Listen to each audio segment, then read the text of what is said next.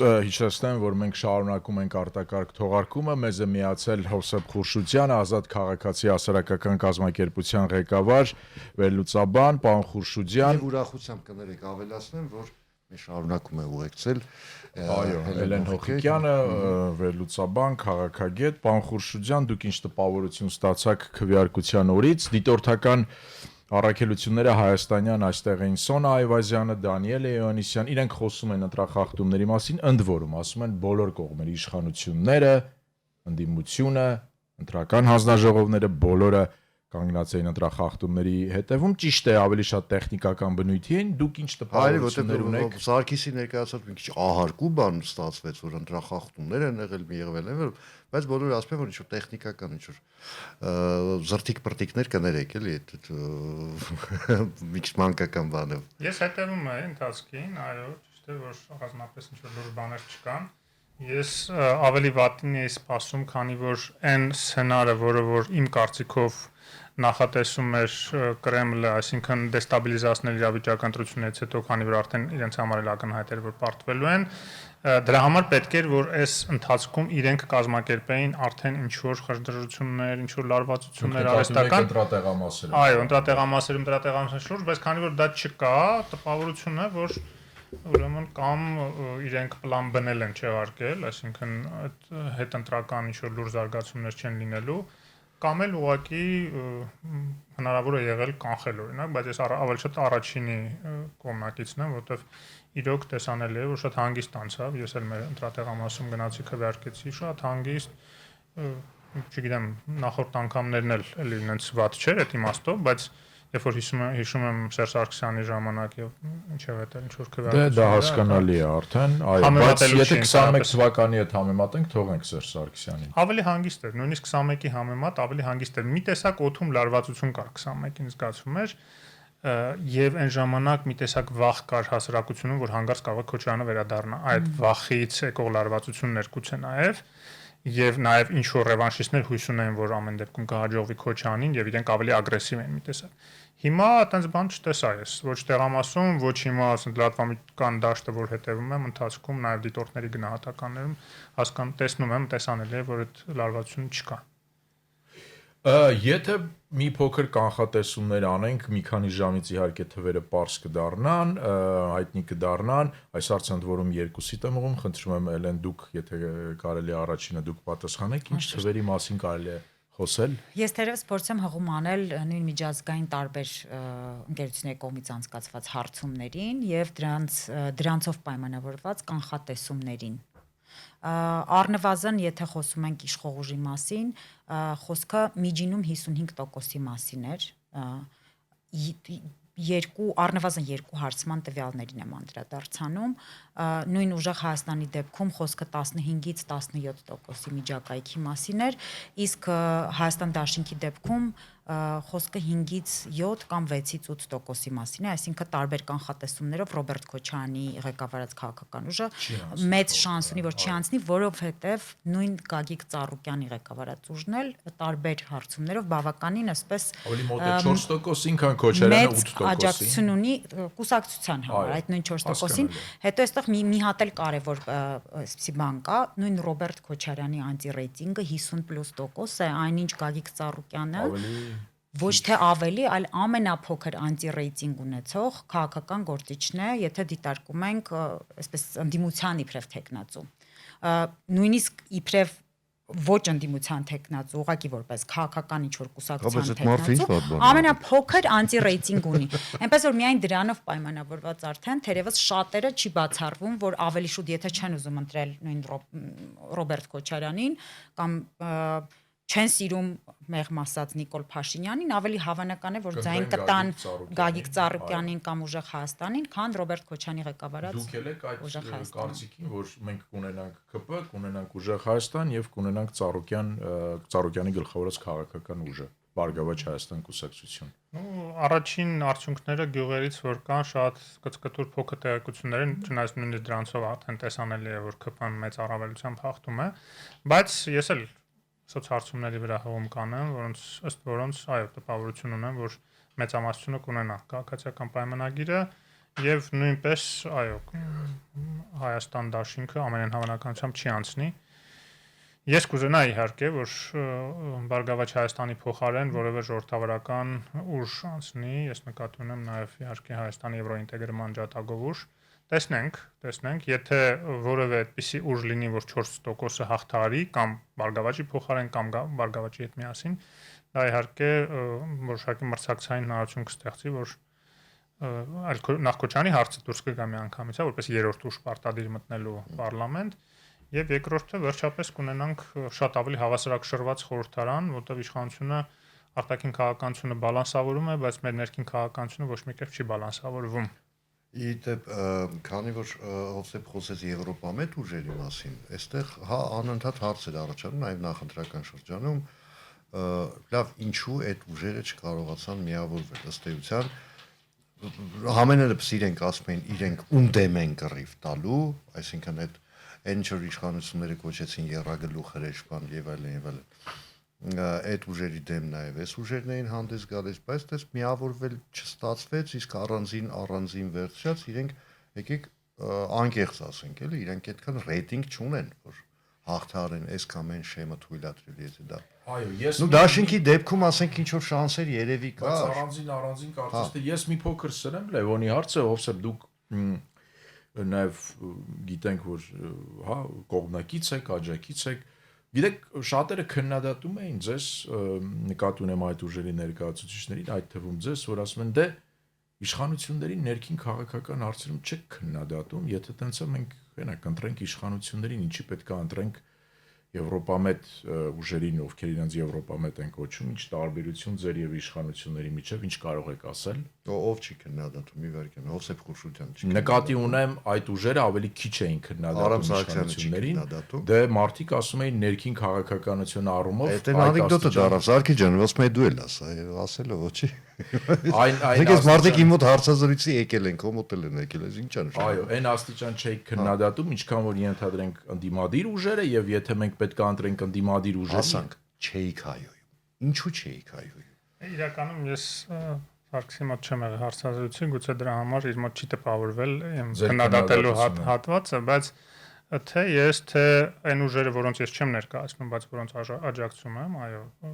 Եվրաքվեի քաղաքական կուսակցությունները, որտեղ Եվրաքվեն կազմված էր քաղաքական կուսակցությունից եւ քաղաքացիական հասարակությունից։ Այդ ուժերը եւս ներքին շատ հարցերում քննադատել են, հիմա այդ չափաբաժինը շատ քիչ ում է շատ թվում, է քիչ թվում այդ գնահատականի հարցը։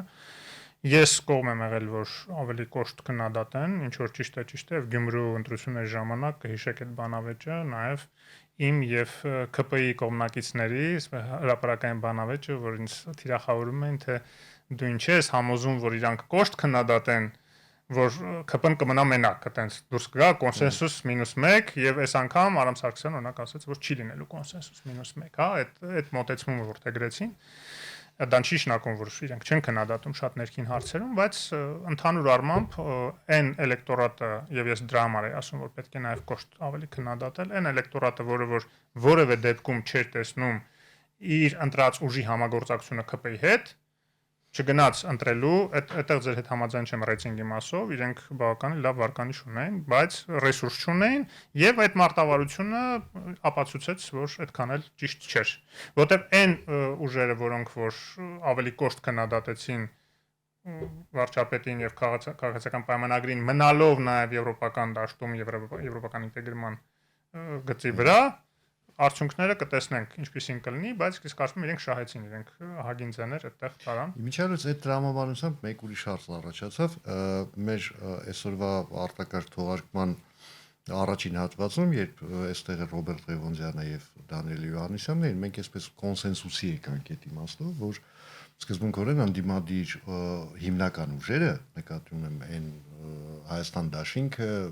ուժեղ Հայաստանը եւ Բարգավաճ Հայաստանը, ըստ էության իրար խանգարեցին։ Այսինքն իրարից ինչ որ չափով ձայն փախցրեցին։ Հա, ինչ կլիներ օրինակ, եթե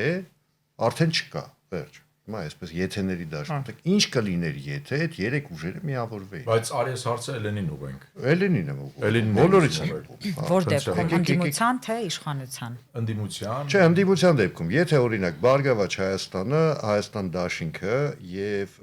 ուժեղ Հայաստանը Միացյալ ճակատով մասնակցեինք։ Ես կրկին ուզում եմ հղում անեմ նույն հարցումներին, հարցումների անցկացված հարցումների տրամաբանությամբ եկեք հարցինենք նախկին 2021 թվականի ընտրությունների եւ ներկայումս անցկացվող ընտրությունների ժամանակահատվածում եթե պատասխաններին ենք նայում, ապա անդիմադիր դաշտը մոտավորապես նույն 30%-ի շրջակայքում է մնացել։ Այսինքն մարդիկ, ովքեր իշխանությանը այսպես խիստ իդեոլոգիապես, գաղափարապես դեմ են, նրանց թիվը մոտավորապես նույնն է մնացել, ինչ 2021 թվականին է։ Այսինքն նրանք կմիավորվեին, թե առանձին հանդես կգային, ես չեմ կարծում, որ առանձնապես մեծ արդյունք էին գրանցելու, հատկապես որ նույն այն հատվածը ընտրողների, ովքեր ինչ-ինչ պատճառներով թերևս պրագմատիզմի դաշտից գալով որոշել են իրենց ձայնը տալ իշխանություններին, որպեսզի հնարավորինս նրանք բարձր քվե ունենան, որպեսզի կարողանան հակակշռել այս դաշտին, որտեղ նրանք ի սկզբանե հայտարարել են, որ չեն միանալու միայն Նիկոլ Փաշինյանի հետ, այսինքն պատրաստ են աշխատել բոլորի հետ, վերջին նաև բանավեճին եմ ուզում հղում անել, երբ անգամ Արման Թաթոյանը հայտարարեց, որ նա պատրաստ է աշխատել անգամ Քոչարյանի հետ, բայց ոչ Նիկոլ Փաշինյանի հետ։ Այսինքն որպեսզի եթե պրագմատիզմի դաշտից ենք գալիս, ապա շատերը հենց այդ հաշվարկով են թերևս զրկում քվեից այն իշխանություններին, ովքեր կարող էին շատ ավելի լավ, շատ ավելի այսպես կառուցողական ընդդիմություն լինել ազգային ժողովում ներկայիս իշխանություններին, իրենց ձայնը տալով իշխանություններին, որպեսզի իշխանությունը մաքսիմում հնարավորինս շատ ձայն ունենա, որպեսզի այսպես ձայների բավականին լուրջ այսպես տարբերությամբ կարողանա հայտնվել ազգային ժողովում եւ իրականացնել այն օրակարգերը, որոնցով հանդես են գալի կամ վերաձևակերպեմ, որպեսզի ընդդիմությունը չունենա շանս որևիցե կերպ իշխանության գալու։ Ես համամիտ եմ Տիկին Հոխիկյանի հետ, բայց ուզում եմ ավելացնում հետևյալը, որ ընդդիմությունը նկատի ունեմ պրոռուսական ընդդիմությունը, որին դուք շեշտադրում արեցիք հարցի մեջ, ուզում էր կրկնել Գյումրի 2-ը, այսինքն իրենց մոտ ստացվել էր մի անգամ տարբեր շարաշուններով գնալ եւ դրանց գումարը հետո արդեն ավականիում աշխատեցնել մեծամասնություն ձևավորելու համար, այս անգամ էլ նույնը փորձեցում եմ, որտեվ ձեր ասած տարբերակով բոլորը միասին գնալու 21 թվին իրենք պարտվեցին, որովհետեւ Քոչարյանը այնքան բացասական ռեյտինգ ունի, եւ այստեղ շատ ճիշտ նշվեց, որ այդ բացասական ռեյտինգը տարածվելու էր նաեւ մնացածի վրա եւ իրենք հետ են քաշելու, այսպես ինքը իր բացասական ռեյտինգով այն մնացածի ռեյտինգներն ու ռեսուրսները հետ էր քաշելու դեպի ներքև։ Իրենք որոշեցին այդ ճանապարհով չգնալ, գնալ էլեկտորատը խափելու ճանապարհով, այսինքն մեկը երևաց ավելի այսպես բարեգործ որպես մեցենատ, հա, նույնիսկ այսպես Մանթաշովի հետ զուգահեռներ տանելով, չգիտես թե որտեղից էին գտել այդ զուգահեռները։ Մեկը երևաց որպես նախկին բարեգործ, հա, որ ժամանակին տուկիթել էր ահագին բաժանել եւ այլն, ու այս մեկը երևաց որպես ինչ որ կար իր բացասական ռեյտինգով։ Հիմա այս պարագայում մարդիկ օրինակ նույնիսկ արևմտամետ շատ էլեկտորատ, հետարքիր է իդեպ IRI հարցումների մեջ, երբ որ Բարգավաճ Հայաստան էլեկտորատը նայում եք, ահագին մաս արևմտամետ էր, Եվրոպայի հետ ինտեգրման կողմնակից էր, Եվրոմիության հետ ինտեգրման, ի տարբերություն բանի Հայաստան դաշինքի եւ ի տարբերություն նույնիսկ այս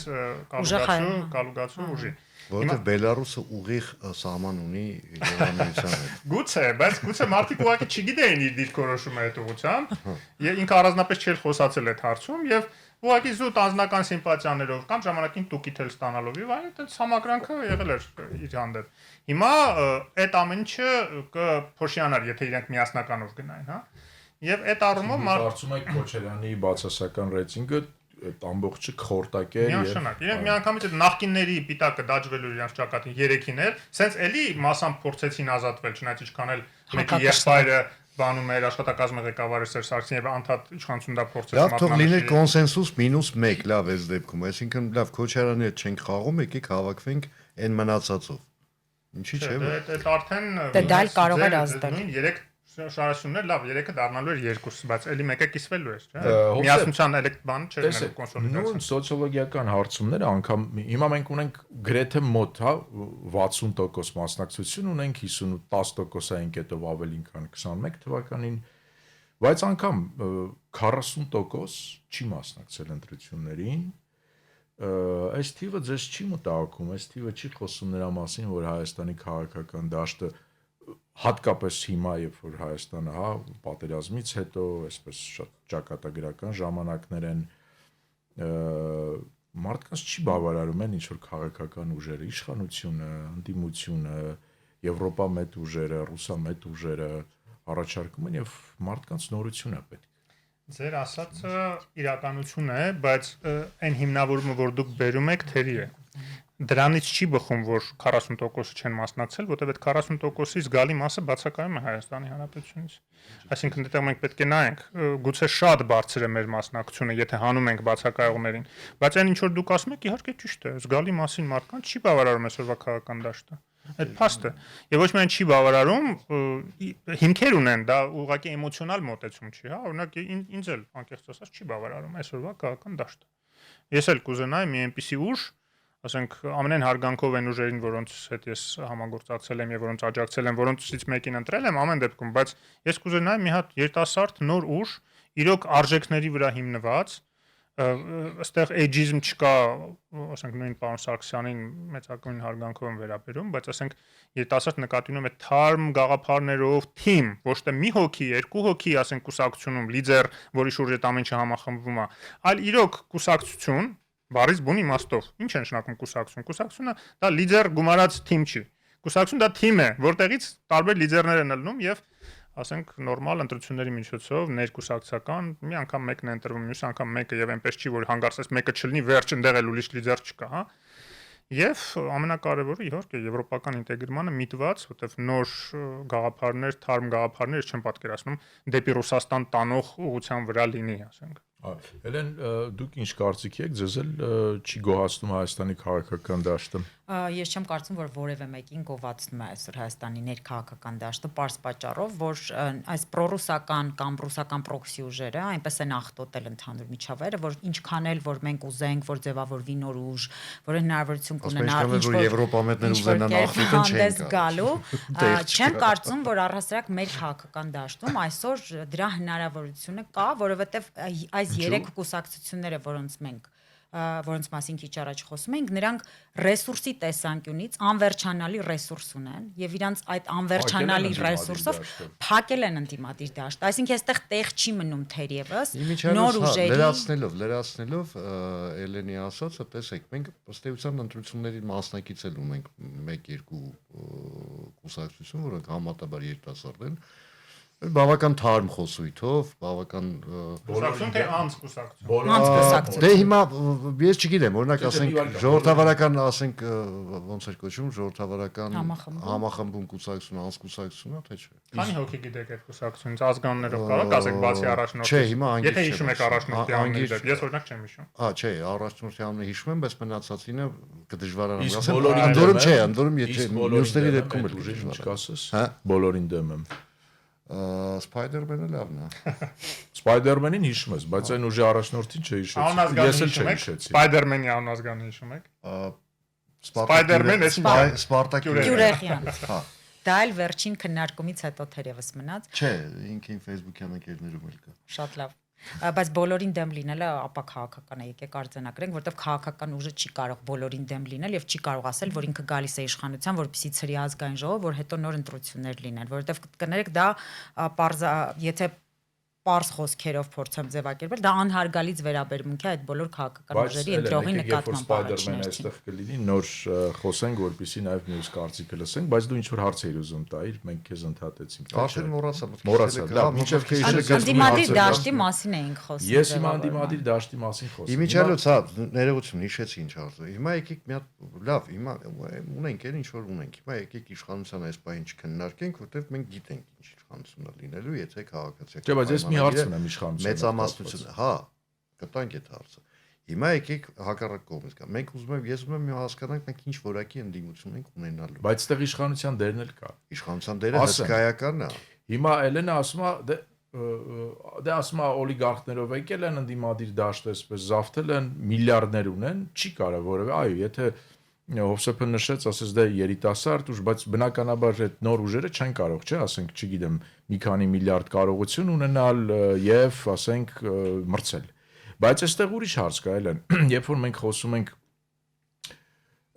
այսպես ասենք, քաղաքական դաշտի ինստիտուցիոնալ կայացման մասին 2018 թվականի Թավշյա հեղափոխությունից 8 տարի անցել։ Ես հիշում եմ 2018 թվականին էլ մարտի 1-ից էին խոսում, էլ չգիտեմ այդ մարդիկ շարունակում են մնալ դրսում։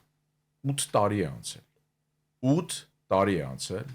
Այդ մարդիկ շարունակում են ազդեցիկ, հա, ըստ էության ընդդիմադիր դաշտը իրենցն է եւ այդ թվում Հովսեփի ասած դե ինչու օրինակ Եվրոպա մեծ ուժերը չեն գալիս խորհրդարան, որովհետեւ այդքան գումար չունեն, նաեւ այդ պատճառով գուցե։ Դու ստացես, որ իշխանությունները ասում են այ մենք SS մարդկանց կպատժենք, իրանց հանցանքները կբացահայտենք, 8 տարի անցավ, այդ մարդիկ շարունակում են, հələ մի հատ էլ հա մենք տեսնում ենք առաջիկա մի զարգացումներ։ Ճիշտ ասած ինձ էլ է այդ հարցը ուզում։ Ես էլ եմ այդ հարցը պարբերաբար տալիս։ Նույն իշխանություններին հենց հիմա ուղղում եմ այդ հարցը ես եւ բազում Հայաստանի Հանրապետության քաղաքացիներ։ Ինչու են այս քաղաքական տարբեր ուժերի ներկայացուցիչներ, ովքեր մարտի 1-ի գործով են մեղադրվում։ Այո, ինձ էլ է այդ հարցը հուզում։ Ու եթե այս անգամ նորից նայում ենք, որ կրկին խոստանում են, որ եթե գան այդ լուստրացիան իրականացնելու են, վեթինգի միջոցով են դատական համակարգը, նու առնվազն երկրորդ անգամ լսում ենք գոնե, նախորդ, նու երրորդ անգամ երևի թերևս կարելի ասել, ինձ էլ է այդ հարցերը ուզում անկեղծ, բայց տեսեք, երբ որ գալիս հասնում ենք մի տեղ, որտեղ Հայաստանի Հանրապետության քաղաքացին պիտի ընտրություն կատարի կամ այս ուժն է կամ այս ուժն է, այստեղ գալիս ենք պրագմատիզմի դաշտ։ Ես առհասարակ ինքս քաղաքագետ լինելով երբեք չեմ ընտրել որևէ մեկին սիրելու, հավանելու կամ նմանատիպ ինչ-որ այլ պատճառներով։ Այստեղ դու նայում ես, թե կոնկրետ ինչ են առաջարկում, ինչ կարող են անել եւ ինչ են արել ու այլ ընտրանքը որն է։ Նմանատիպ պրագմատիկ մոտեցում էլ կարծում Հայաստանի Հանրապետության քաղաքացին է ցուցաբերում, որովհետեւ եկեք արձանագրենք 21 թվականին նույն քաղաքացի նույն ԿՊ-ն 21 թվականի ընտրություններով ընտրվեց ոչ թե այն պատճառով, որ այդ 50 քանի տոկոսը, որ ընտրել էր հիմա հստակ չեմ հիշում, թիվը 53%-ի շրջանակում էր, եթե չեմ սխալվում, այդ մարդկանց ինչ որ X քանակը ընտրեց նրանց ոչ թե այն պատճառով, որովհետև նրանք աջակցում էին, սիրում էին եւ այլ, որովհետև նրանք հստակ հաշվարկ էին իրականացրել եւ հասկանում են, որ հակառակ դեպքում այլընտրանքը Քոչարյանն է։ Այսինքն այստեղ ընդդեմ քվեարկողները բավականին լուրջ դեր են ունեցել։ Հիմա ես չեմ բացառում, որ այսօր էլ լինեն Հայաստանի Հանրապետության քաղաքացիներ, ովքեր տեսնելով կոնսոլիդացիան պրոռուսական ուժերի եւ դաշտի եւ ունենալով վախ, որ այո, հնարավոր է Գյումրի երկու սցենար իրականացնեն, հնարավոր է նրանք էլ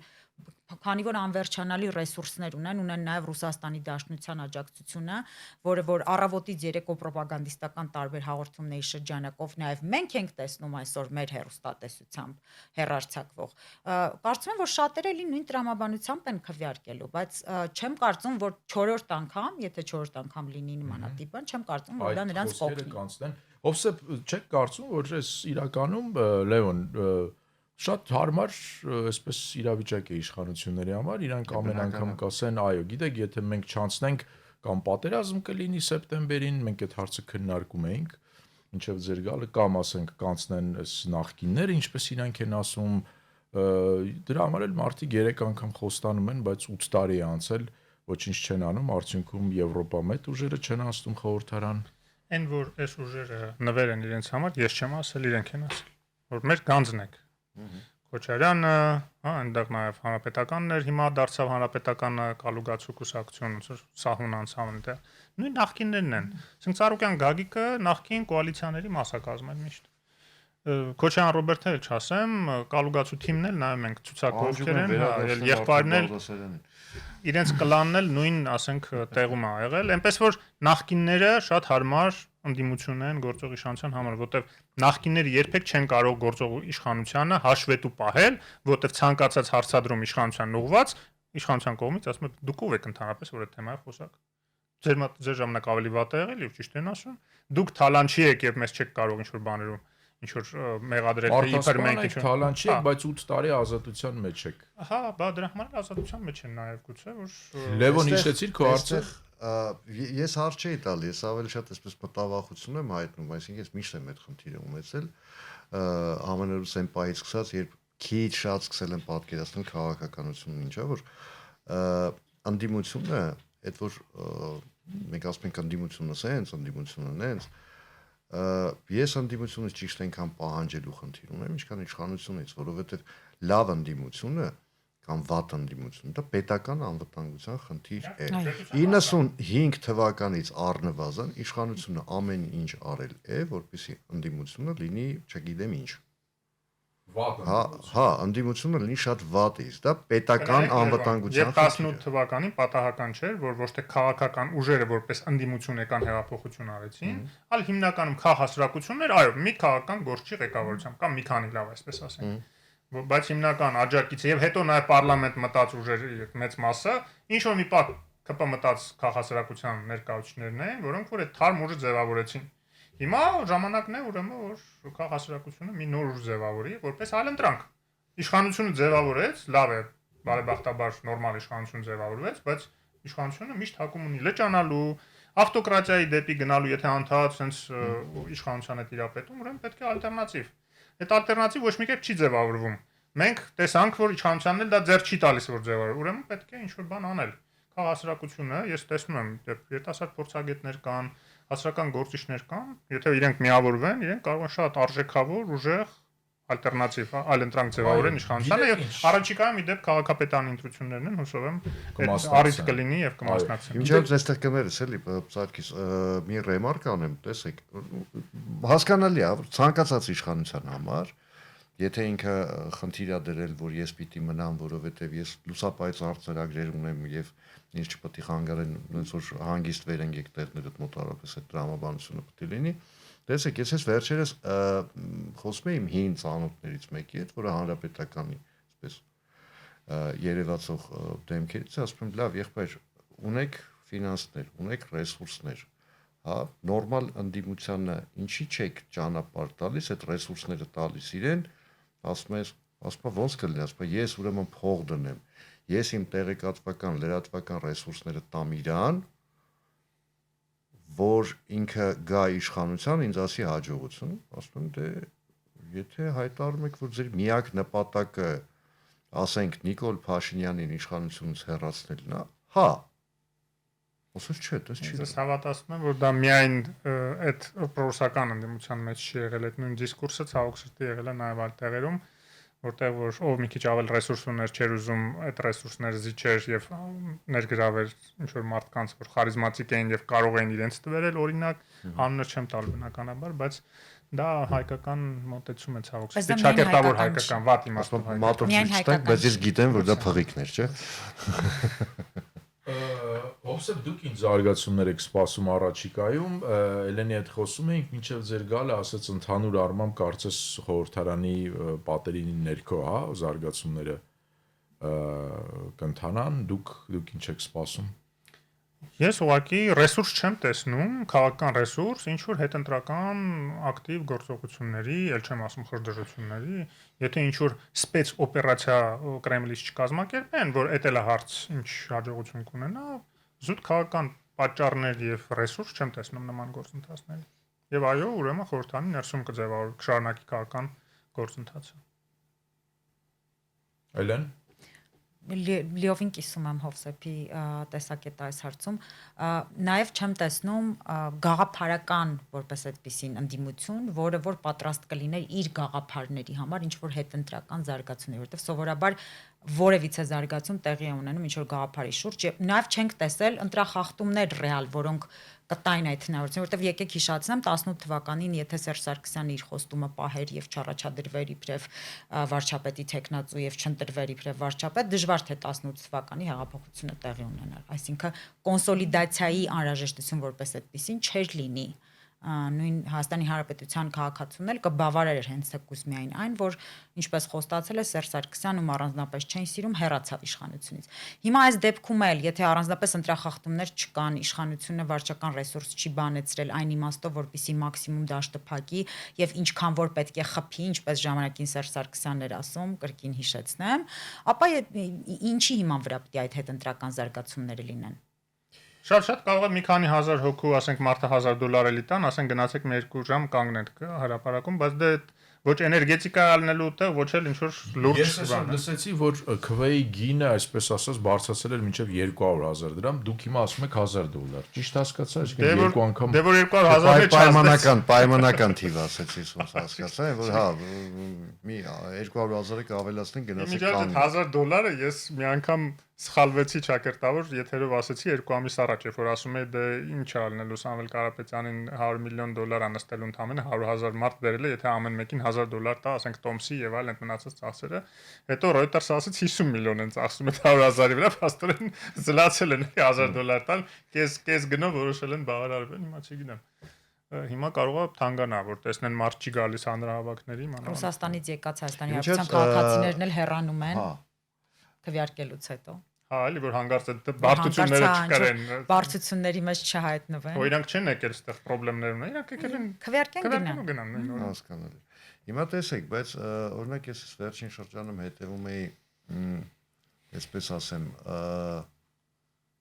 ոչ այնքան Պուտինյան լրատվամիջոցների, մեղմ եմ ասում ոչ այնքան, ասենք նույն դոժնա էսխայինը, բայց այնտեղ իրենք տարբեր ինչ որ փորձագետների են հրավիրում, որոնք էլի իմ աչքի լույսը չեն, այն պատճառով, որովհետև հա, իրանք էլ պակաս շովինիստ չեն, էլի մեր մեջ ասած, որ հա, իրանք Վլադիմիր Պուտինին չեն սիրում, բայց դա չի նշանակում, որ իրանց պատկերացրած այն մյուս Վլադիմիր Պուտինը ավելի լավ է։ Հիմա ինչ էին ասում այդ մարդիկ, մեզ անընդհատ թվում է թե մեզ զգուշացնում են։ Իրականում ես այդպես չեմ անցալում։ Երբ ինձ ասում են զգուշացեք 102-րդ ռազմական բազայից, որովհետև այնտեղից կարող են մարշ-բրասոկ անել Երևան, ես չեմ կարծում, թե դա զգուշացում է բանով, հա, բարի զգուշացում են անում մեզ։ Չէ, ես դա կարծում եմ, որ դա հա, այն որ Վենեդիկտովը հիշում ես ինչեր էր ասում։ Հա, այն որ նայում ենք այդպես խատուտիկ մարդ հա բան եւ այլն, վա ինքը այդպես ռուսական ինտելիգենցիայի, այդպես ազատամիտ ինտելիգենցիայի վառ ներկայացուցիչը։ Մի հատ խնդրում եմ, մի հատ վերլուծի այդ հարցազրույցը։ Ծերից ծեր այդ շովինիզմի փափուկ տարբերակն է։ Այո։ Այո։ Ես ասեմ, որ այդ բոլոր սպառնալիքները միջև ընտրություններն էին եւ կարծում եմ դրանով էլ կավարտվում են, որովհետեւ ուղղակի դրանից հետո նախ դրանք սխալվեցին իրենք, որ այդ սպառնալիքները մտածում էին կազդի, դա հակառակ էֆեկտ գործեց։ Հա դոժդյան տվեցիք ընդհանրապես 20 թվականի պատերազմից հետո ինչքան ես դնում են, ես չեմ իրանց հարցազրույց տալիս, որտեղ ակնհայտ էր իմ համար լրիվ ծախուր լրատվամիջոցներ ադրբեջանցիներից փող են վերցել, ինչ էշություն ասես, ստորություն ասեն, չէին տարածում այդ պատերազմի ընթացքում։ Մի հատ էլ այդպես լավ բարեկամ ունենք, Պեգով անունով։ Հա, դա էլ մի ուրիշ ծայրահեղություններ, դա Կրեմլից է, նրանք էլ իբր հակակրեմլ են, էլի։ Բայց հա, ուղղակի վերադառնալով այդ բանին, հիմա ասենք սահմանափակեցին առևտուրը, ասենք թե հիմա որ տեսան եվրոպացիները ասում են մենք կառնենք առանց մաքս հələ կփոխհատուցենք ինչ վնասներ կկրեք հիմա եթե նույնը շարունակեն այլ ուղղություններով եւ եվրոպացիները դա էլ փակեն որ իրենց համար մեծ գումարներ չի Եվրոպայի համար Հայաստանի համար որ էս իրականում ոչ թե ընտրություններին էր միտված այլ որ գիտեք ընտրություն դա դե մենք էլ գիտենք որ Նիկոլ Փաշինյանը կհաղթի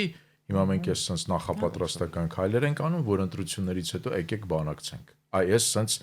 նախապատրաստում ենք դուք իմացեք որ մենք այս լծակներում բայց եթե իրենք այդ նախապատրաստական քայլերում պարտվեցին եթե իրենք ամեն ինչ արեցին որ իրենց խամաճիկները այստեղ իշխանության գային կամ մեծ տոկոս ունենային պարլամենտում չեն գալու եւ չեն ունենալու այդ տոկոսը իրենք ինչ խաղակարտերով են Նիկոլ Փաշինյանի հետ խոսալու տալիս թե ինչ կարող են անել սահմանափակ ծավալով հիմա եթե չեք ուզում ավելի լայն ծավալով անենք գազն էլ թանկացնենք ընդհանրապես Հայաստանի քաղաքացիներն էլ դուրս արեք ուրեմն եկեք բանակցենք որ ինչ Հայաստանը ինչ զիջի ասենք օրինակ երկաթգծի հետ կապված մի վերցրեք մեզնից մեր երկաթգիծը ատոմակայանի կառուցումը մեծ տվեք իրանց չի մեր չեմ կարծում որ այդ իրանք հիմա ճնշելու բան ունեն պահանջելու հնարավորություն ունեն Նիկոլ Փաշինյանից հակառակը հիմա լրիվ հակառակն է պետք է Նիկոլ Փաշինյանը գնա ասի այսքան բան գլխից բերեցիք մեր երկրի գլխին այսքան բան եք ուզում բերել հիմա ինչ եք ուզում մեր գլխին բերել Այսօր հանգիստ կարա ասի, չէ, կներեք, արդեն մենք մի քիչ ավելի բալանսավորված ենք, քանի որ մեզ Եվրոպայից լրիվ այդ հարցերը լուծում են եւ եկեք բանակցենք, ուրեմն որպեսի նույն կարծիքին եք։ Որպեսի կներեք, որպեսի ուրեմն ձեր մենք համաձայնվենք շարունակել սննդամթերք ուղարկել, գյուղատնտեսական ապրանքներ ուղարկել, ջերմուկ ուղարկել, այլ ոչ թե ամբողջ օրինակ Եվրոպա ուղարկենք։ Եկեք բանակցենք, տեսնենք, դրա դիմաց պետք է համաձայնենք երկաթգծերը մենք կարողանանք Եվրոպայում վաճառել։ Հեռախոս ուղարկել։ Ամբողջ ջերմուկը վստահ եք, որ կարողանանք։ Իհարկե իմ ասածի մեջ հումորի բաժին կար, բայց Միանշանակ համակարծիք եմ, ավելացնեմ Հովսեփի ասացին, որ ոչ միայն մենք արտահանենք ինչ որ բաներ, այլ նաև իրենց այդ պարալելնի իմպորտ կոչվածը Հայաստանով անցնող, իրենց այսօր ավելի քիչ պետք չէ, քան այնինչ մենք ուղարկում ենք Ռուսաստան, Հայաստան միջոցով։ ԵԱՏՄ-ի անդամ Հայաստան միջոցով։ Մենք խոսեցինք այսպես հպանցիկ անդրադարձանք երկաթգից, թրիփ, մոտենում ենք դրան։ Հիմա հասկացանք դուք ասում եք ընդդիմությունը կմնա խորհրդարանի պատերի ներսում, հասկանանք ձեր կարծիքով իշխանությունները ինչ կանեն ընտրություններից հետո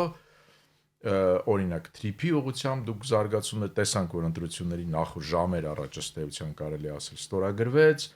նախաստորագրվեց հետո ստորագրվեց շատ արագ այդ process-ը անցան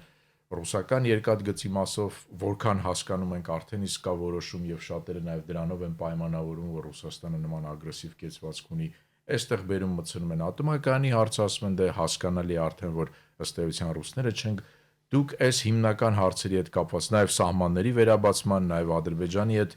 խաղաղության համաձայնագրի հնարավոր ստորագրման ինչ եք տեսնում այս ուղղություններով վերաբերյալ։ Ներողություն, Էլեն, զուտ լրացնելով վերջերս մի քանի արևմտյան վերլուծաբանների եմ կարդացել, լսել եւ այլն, այնտեղ հետաքրքիր մի բան կա, ասում է Ռուսաստանի այս գործողությունները, այսինքն նկատի ունեմ Օվերչուկ, Լավրով, Դմիտրի Մեդվեդև, այդ խոսույթը, որ հիմա սկսել է շրջանառել, Սալավյով եւ այլն, այդ ամենը ըստ էության ասում պետք չի այդքան անցալել որպես սպառնալիք, ավելի շատ դա հուսահատության բաներ են, որովհետեւ Ռուսաստանը հասկանում է, որ վերջին պլացդարմը, որ ինքը ունի ըստ էության Հարավային Կովկասում, ինքը կորցնում է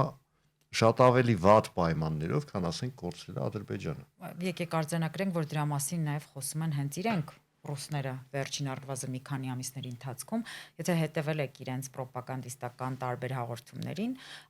բազմիցս նշել են, որ Հայաստանը կորցնելու դեպքում կորցնում են Հարավային Կովկասը, ինչը թույլ տալ չի կարելի։ Բայց դրա հետ մեկտեղ նրանք շարունակում են շանտաժի լեզվով խոսել Հայաստանի հետ։ Աշխարհագրությունն այնտեղ մերձավոր արևելքով եւ այլն։ Մերձավոր արևելքում էլ կարծում եմ խնդիրները միանշանակ կան, բայց այստեղ հարցը կոնկրետ գնում է Հարավային Կովկասի մասին եւ նրանք հասկանում են, որ Հայաստանում այս ընտրությունների ելքով պայմանավորված ու նաև այն բոլոր ծրագրերով, որոնք դուք հիշատակեցիք ու մենք կոնկրետ գետնի վրա աշխատանք ենք տեսնում այդ ծրագրերով, այսինքն այնպես չի, որ միայն քաղաքական հայտարարություններ են եղել եւ գործողություններ չեն հետեւել եւ թրիփի հետ կապված տեսանք հետեւողական աշխատանք եւ երկաթգծերի մասով տեսնում ենք, որ կառավարությունը բավականին այսպես վճռական է տրամադրված,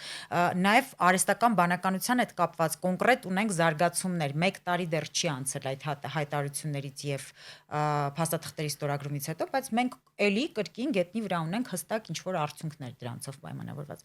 Այսինքն փաստացի նրանք էլ տեսնում են, որ եթե Հայաստանը շարունակում է այս ուղղությամբ, նրանք կորցնում են իրենց վերջին տնտեսական լծակները, հատկապես եթե շարունակեն սանկցիոն քաղաքականություն, ինչպես քննարկում ենք ընդմիջումից առաջ, եթե շարունակեն իրենք սանկցիոն քաղաքականությունը նույն տրամաբանության մեջ, ապա կկորցնեն նաև այդ տնտեսական լծակները եւ առասարակ բոլոր այն լծակները, որոնք մնացել են։ Իշխանությունների այդ ուղղություններով քայլեն մենք առնվազն ակնկալում ենք, որ իրենց նախընտրական խոստումները եւ նախընտրական ծրագիրը, որը այդ մասով հստակ արձանագրումներ ունի, իրականացնեն։ Եվ փաստացի գետնի վրա էլ տեսնում ենք, որ առնվազն ձեր կողմից հիշատակված ծրագրերով հստակ աշխատանք է իրականացվում։ Տեսեք, դուք ինչ կասեք, Հովսեփ։ Ուրեմն Ռուսաստանը, եկեք մի հատ բալանս անենք, հա, տեսնենք ինչ լծակներ ուներ Հայաստանը, ինչ լծակներ ուներ Ռուսաստանը։ Ռուսաստանը Հայաստանի դեմ գլխավոր լծակը եւ կառավարման գլխավոր այսպես մեխանիզմը Արցախյան խնդիրն էր։ Այո։ Արցախի խնդիրը չկա էլ, շատ ծանր մեր վրա նստեց այդ գինը շատ թանկին վճարեցինք,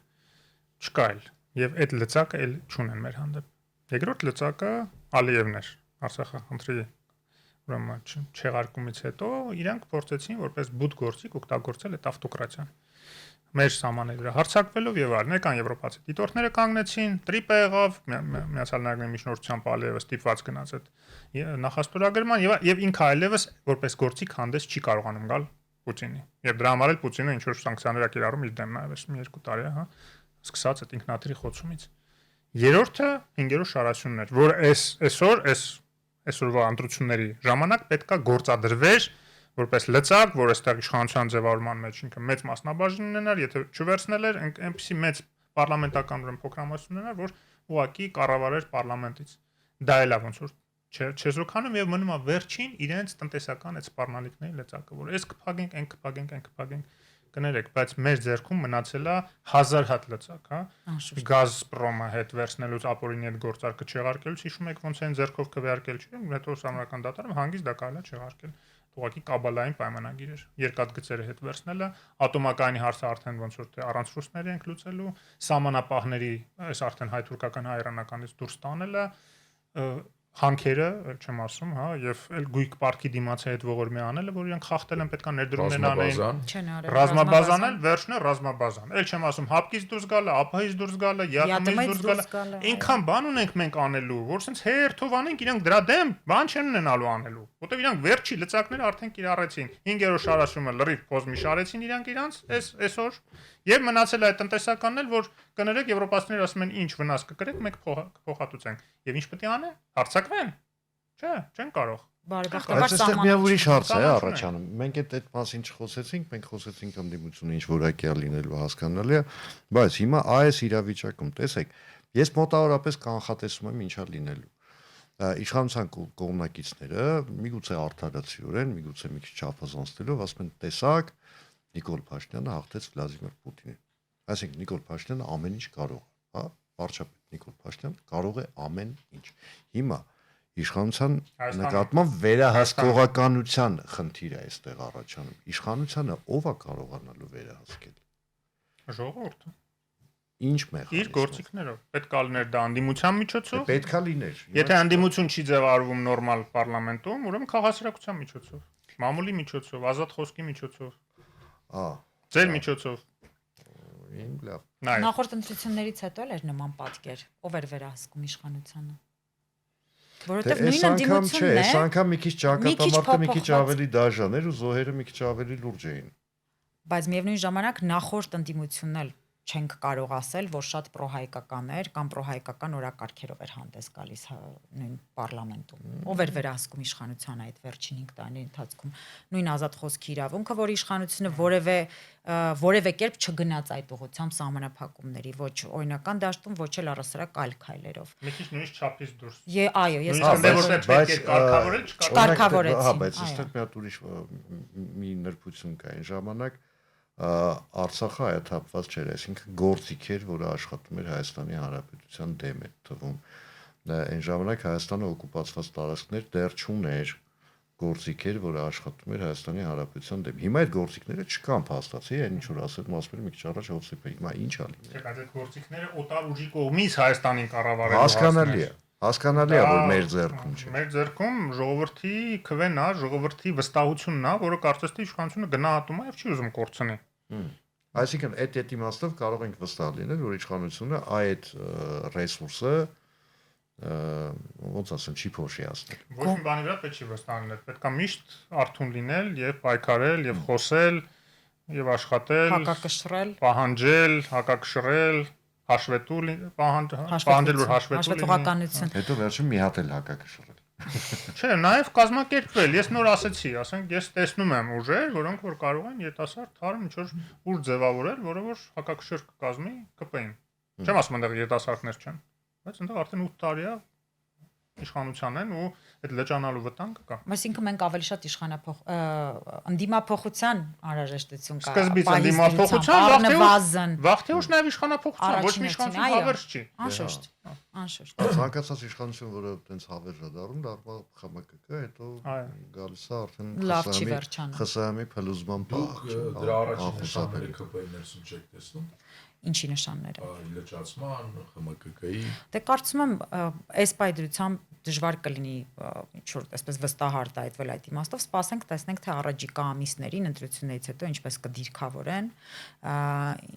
ինչ օրակարգերով կառաջնորդվեն, որքանով կսկսեն իրենց նախընտրական խոստումները կատարել, դրանից արդեն միայն կարող ենք ինչ-որ եզրակացություններ անել։ Հովսեփ, գիտեք, մենք այստեղ իհարկե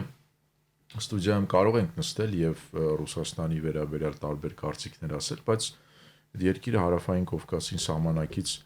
ամենամեծ տերությունն է, բազմաթիվ լծակ։ Ի վերջո պետք է ինչ-որ հարաբերություններ լինեն։ Միաշն, ոչ մեկ դեմ չի հարաբերությունները։ Առավել եւս եթե ոչ մեկ դեմ չի, իրական եթե չկտրվելով էլի իրականությունից, ինչպես եք պատկերացնում Հայաստանի իշխանությունները ակնհայտ է որ ընտրություններից հետո բանակցություններ են լինելու, ես մի քանի կետեր ենթադրաբար նաեւ դրանց շուրջ դուք ինչպես եք պատկերացնում Հայաստանը, Հիմիկվա Պուտինյան Ռուսաստանի հետ ոնց կարող է իմաստունի բանակցել, իմաստ չունի բանակցել, քանի որ իրենք այսպես ուլտիմատումներով են խոսում։ Ինչ եք դուք սպասում, ինչ կարգի հարաբերություն, ինչ կարգի պայմանավորվածություններ կլինեն։ Պետք է իշխանությունները ցույց տան Ռուսաստանին, որ իրենք այլ ելք քանց համակերպվել այսօրվա մեր գծի հետ դեպի Եվրամիություն չունեն։ Եվ մանավանդ որ իշխանությունները ունեն ժամանակ դրա համար։ Ոչ մեկ չի ասում, որ վաղը հենց դառնում ենք Եվրամիության անդամ, հա, բոլորին հասկանալի է, որ ինչ որ ժամանակ է պետք դրա համար։ Իդեպ նաև վերադառնալով ձեր հարցին, Լևոն, ով պետք է հակակշռի վերահսկի եւ ձեր հարցին նաև պատասխանելով, որ Էլենին տվեցիք, բայց ես եք ուզենամ անդրադառնամ, այո, ես տեսնում եմ այդ լճացման էլեմենտները արդեն կան։ Եվ եթե իշխանության մեջ եւ եթե իրենց հիմնական ալտերնատիվը չլինեն այս պրոռուսական ագենտուրային այս ուժերը, իրենք այս արդյունքները, որ ստանալու են, արդեն տեսանելի չեն ունենալու։ Եվ եվրոինտեգրման ճանապարհին իմ հույսը նաև նա է, որ ինստիտուցիոնալ այնպիսի բարեփոխումներ նաև կլինեն դեպի ավելի ժողովրդավարացում, մարդու իրավունքների ավելի խորացում ինստիտուցիոնալ մակարդակով, որ դա էլ իրանց կզսպի, արդեն ինստիտուցիոնալ մակարդակով զսպումների մեխանիզմներ կլինեն։ Եվ նաև երեք իշխանությունների հավասարակշռումը տեղի կունենա, հա, դատական իշխանությունը վերջապես կմաքրվի, որը որ իրենք շատ վատ ուրեմն քաղաքականություն վարեցին գործող իշխանությունները, դատական իշխանության այսպես փոխման եւ արդիականացման, մաքրման վեթինգի տեսակետից, այդ ամեն ինչը կբերի նրան, որ այդ լճացումը արդեն ինքնաբերաբար չի լինի կամ եթե լինի, ուրեմն նոր ուժերը կգան կփոխարինեն։ Մեկ րոպեվա ընթացքում հիմա մենք մեր զրույցը ամփոփենք, որովհետև խոսքը պիտի փոխանցեմ ռադիոլուրի մեր գործընկերոջը Կարեն Ղազարյանին։ Այս պահին ունենք հետևյալ պատկերը, հա, ես ինչքան հասկացում եմ, եթե փորձեմ ամփոփել, մեր վրա լծակներ մնացել են բայց շատ քիչ, մենք ավելի շատ կարող ենք հակադարձել հիմա, քան ժամանակին էինք ի վիճակի։ Նաև շնորհիվ այսօրվա մեր քաղաքացու քվեի։ Այո։ Հա, եւ հա, մենք արդեն քանի օր է այդ մասին խոսում ենք բոլորով, չէ, բայց գոնե շատերով, որ ինչքան շատ մարդ մասնակցել ընտրություններին, այնքան բարձր լինելու թե իշխանության, թե ընդդիմության լեգիտիմություն, այսինքն մենք լեգիտիմության խնդիր չունենք։ Ես տեղը զիջեմ Կարենին ու մի 10 րոպե մեզնից հանգստացեք։ Այո։ Հիմա տեսնենք Կարենը ինչ շնորհություններ ունի, հարգելի ունկնդիրներ, ինչ նորություններով հանդես կգա։